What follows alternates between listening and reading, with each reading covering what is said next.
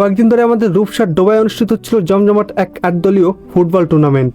এই খেলায় অংশগ্রহণ করেছিল আমাদের রূপসা উপজেলা ও পার্শ্ববর্তী উপজেলা তেরকোদা।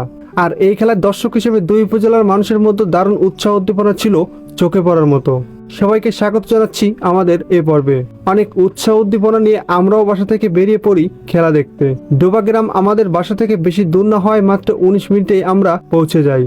আর ভেতরে ঢুকতেই চোখে পড়ে দর্শকদের উপচে পড়া ভিড়। আর এই দৃশ্যগুলো দেখে সত্যি অবাক হয়ে গেলাম। একটু খেলা দেখার জন্য কেউ বা গাছে কেউ বা ঝুঁকি নিয়ে উঠেছিল বিদ্যুতের খুঁটিতে। ভাবতেই ভালো লাগছিল মানুষের মাঝে এখনো ফুটবলের প্রতি এত ভালোবাসা। এদিকে খেলা তখন শুরু।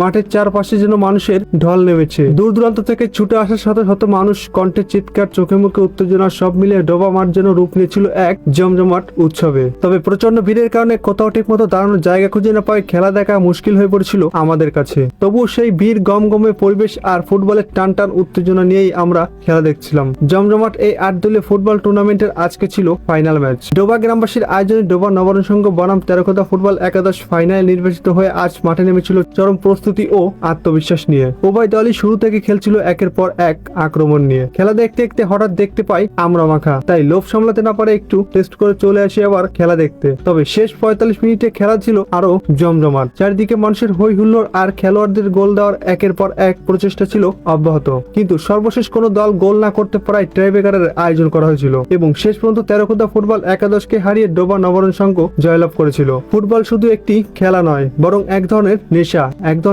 আবেগ। সবকিছু মিলে এক অনন্য অভিজ্ঞতা ছিল আজকের এই দিনটা। আপনাদের এলাকায় এরকম খেলা হয়ে থাকলে অবশ্যই কমেন্টে জানাতে ভুলবেন না এবং ভিডিওটা ভালো লাগলে অবশ্যই শেয়ার করে অন্যকে দেখার সুযোগ করে দেবেন।